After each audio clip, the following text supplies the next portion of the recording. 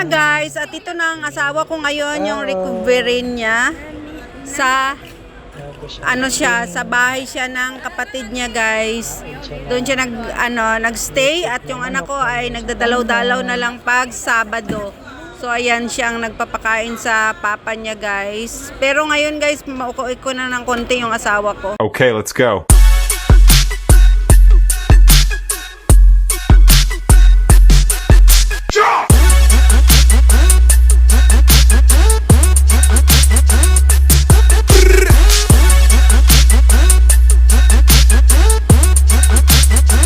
Guys, welcome back to my YouTube channel, and this is Lilian Herbar channel. And for today's vlog guys ay sinicelebrate namin yung aming 22 years of marriage ng aking asawa. So at dahil nga guys may sakit siya ngayon, so ibabalik ko lang yung mga past na okay pa yung katawan ng asawa ko at wala pa siyang sakit. So itong mga picture na to guys ay ito yung time na malakas pa siya, wala pa siyang sakit, talagang naalagaan niya yung mga anak ko. So ito guys ang nangyari. So after itong 22 years namin ay itong nangyari sa kanya guys, nagkasakit siya. So ito may mga ilan lang akong video guys na nilagay dito na nung time na sa ospital siya guys, at ipapakita ko lang sa inyo na umuwi ako at inalagaan ko rin siya.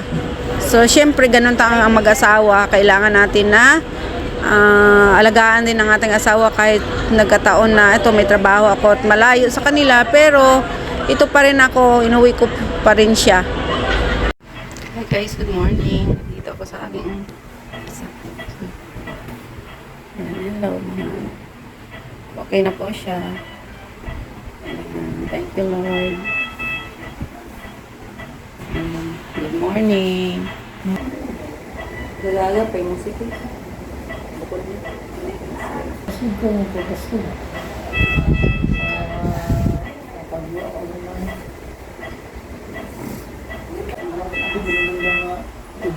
First video na to guys ay ito yung kakarating ko lang itong first day ko dito sa ospital. So kinuwento niya sa akin kung ano yung mga kinuwento ng nurses sa kanya nung nangyari sa kanya guys. So syempre ayun nga, yung mga nurses din nagsabi rin sa akin kung anong nangyari sa kanya, at ayun na, binigyan pa siya ni Lord ng second life.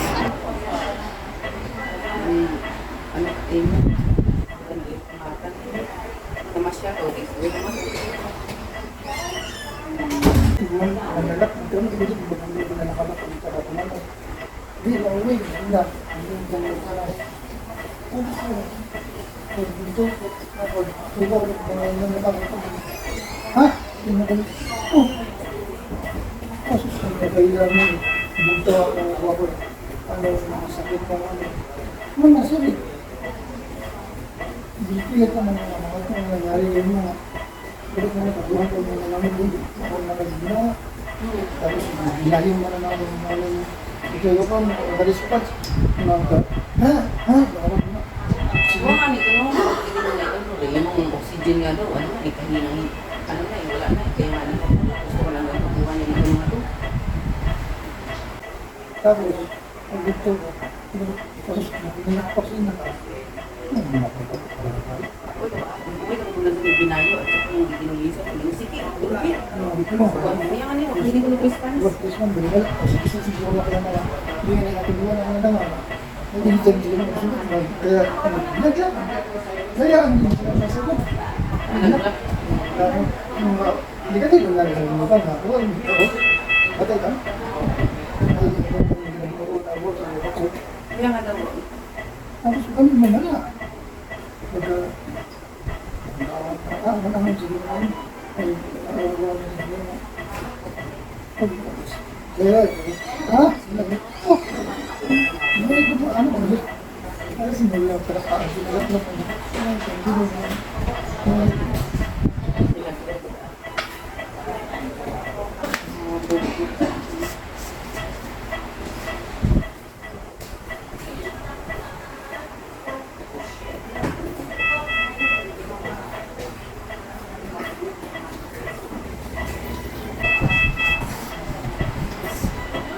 Ito, nanananggal naman.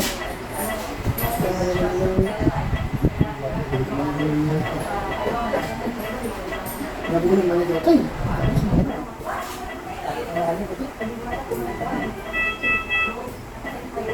Ayan, good morning, sis. Yes, ayun ang baka pa na dyan. Stable.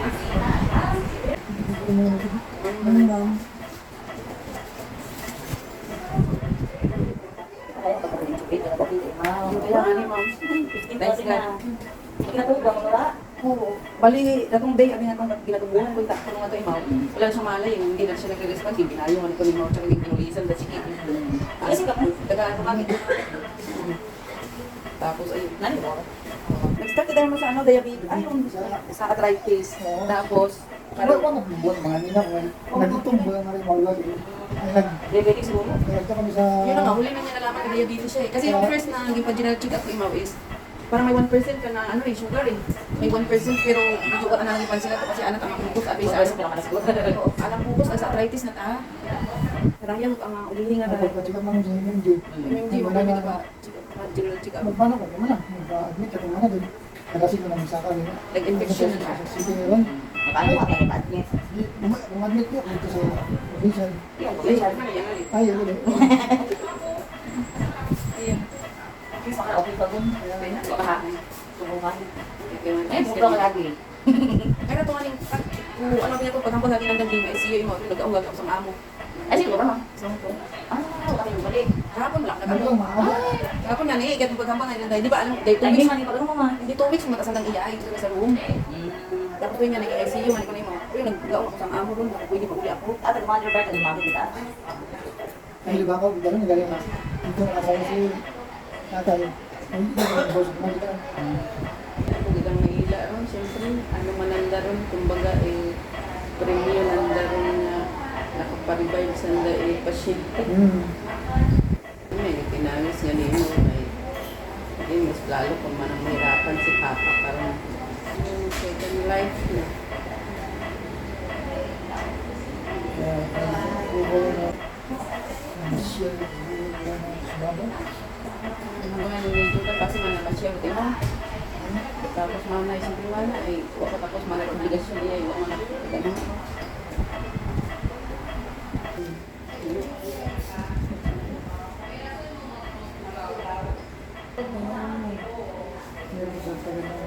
Ito guys, ay sa ospital pa rin ito guys, nung nasa ICU pa yung asawa ko. So sa kabilang room lang ito na tagabantay ng mga pasyente.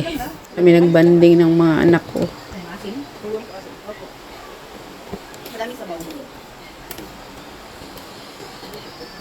So ito guys, nung nag-19 birthday ang aking anak, ay dito na sinelebrate sa ospital guys, kasi yung asawa ko dito pa rin siya nung time na yan. So ayan, kahit nag-blow lang siya ng cake dyan, ay pinayagan naman kami ng nurses na pumasok kami dyan na family.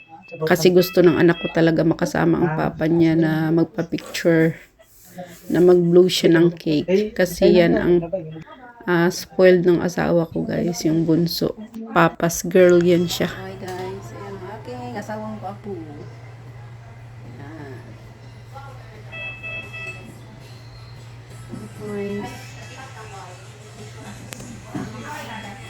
So ito guys, mga pang-apat na araw na namin dito yan sa ICU guys. So ang asawa ko gusto niya ako ang magbantay sa loob ng ICU guys. So ayan, pinayagan ako ng nurse na makapasok sa ICU na para magbantay sa kanya. Kasi yun ang gusto ng asawa ko talaga, na nandoon ako.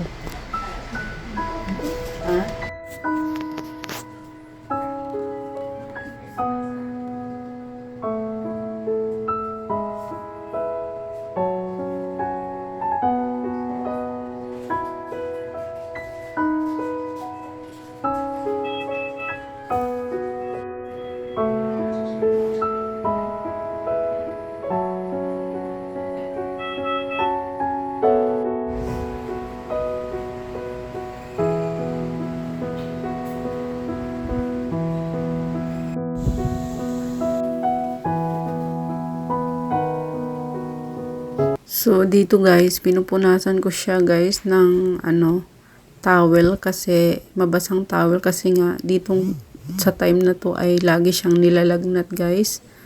At yun lang ang sabi ng nurse sa akin, napupunasan ko lang siya ng mabasang towel. So, dito guys, pang 2 weeks nakalabas na rin kami ng ICU at dito na kami sa ward. So, okay lang naman din dito kasi malaki ang room at pwede lahat ng family pwede makadalaw.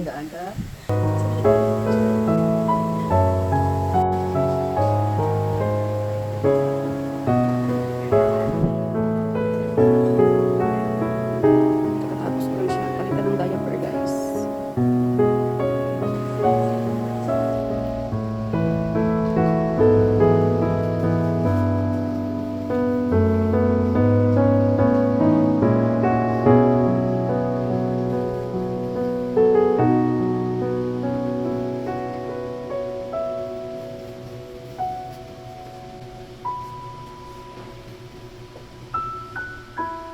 So, ayan guys.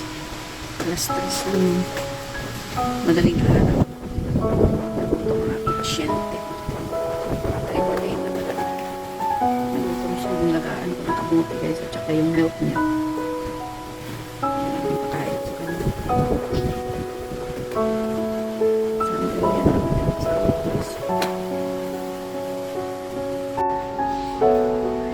Update for today. Nainitan ng aking asawa.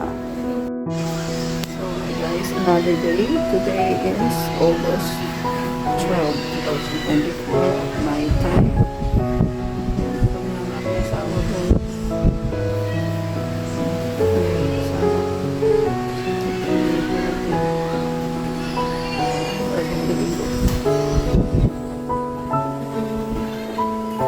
Thank you, Lord. Nakasurvive na naman ang isang araw.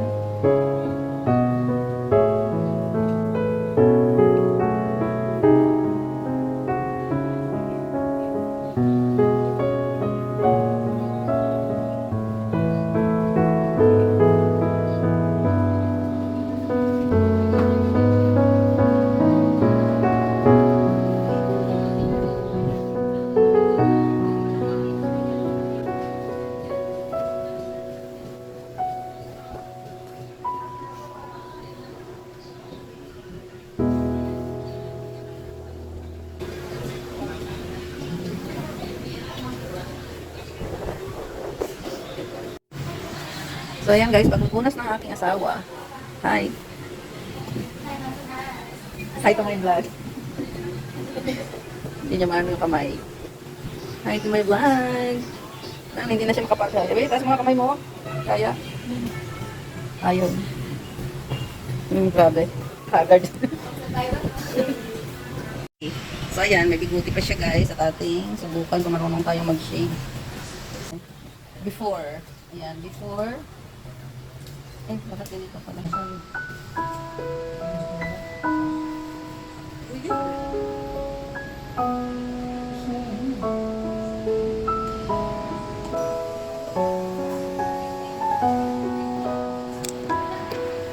So, yun guys, nabawasan lang ng konti kasi hindi ako natatakot akong mag-shave ng maayos. Ayan, konti lang nabawas ito guys.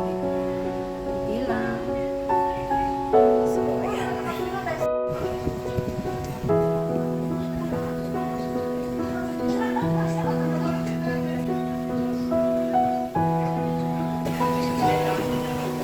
Sige, yan. Sige lang, seconds lang. Okay? Kaya yan. Slowly lang. Slowly lang. Exercise. Okay, isa lang doon. Ikunti lang. Slowly lang.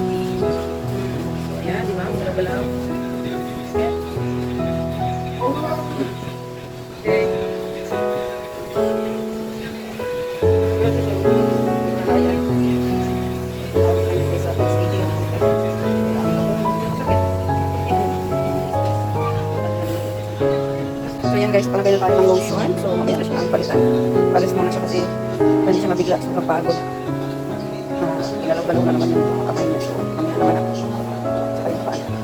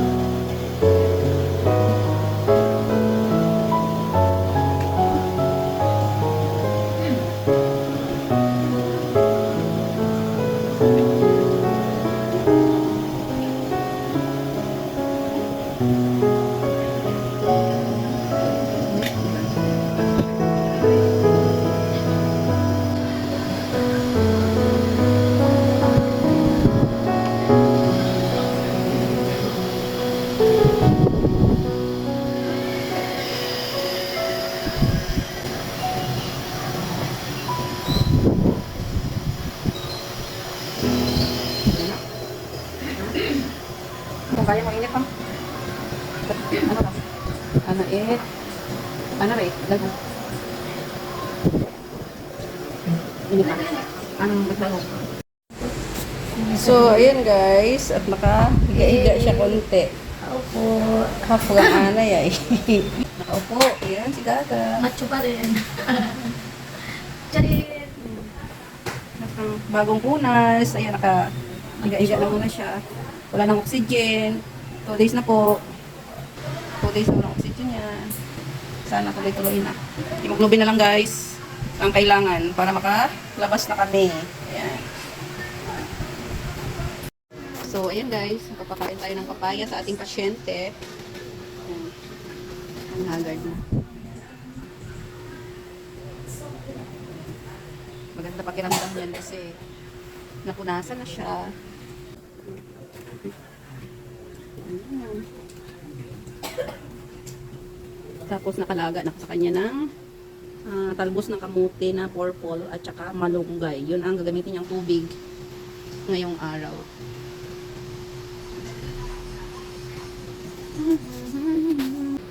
Okay na. Hatiun ko lang na para mamaya.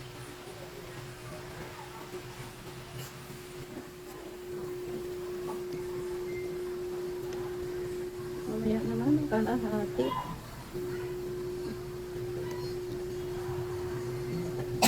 Sabi ka kung ano tama na muna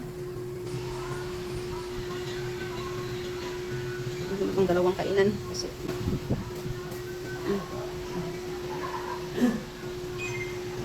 tama gan? Hello.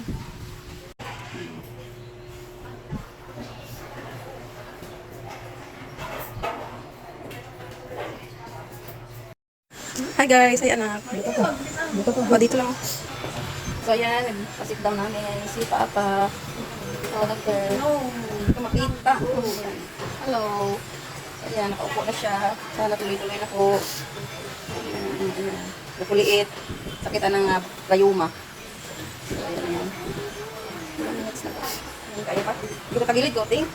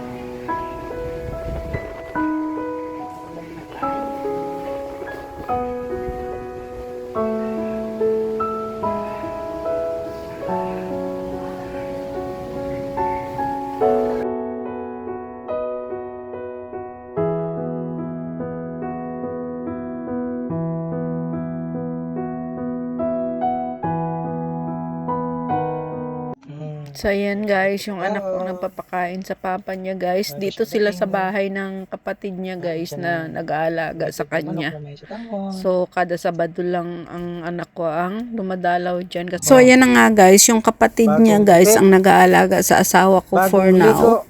Kasi nga dito ako nagtatrabaho. So, willing naman siya munang mag-aalaga habang dito pa ako guys. So, thank you sa kanya.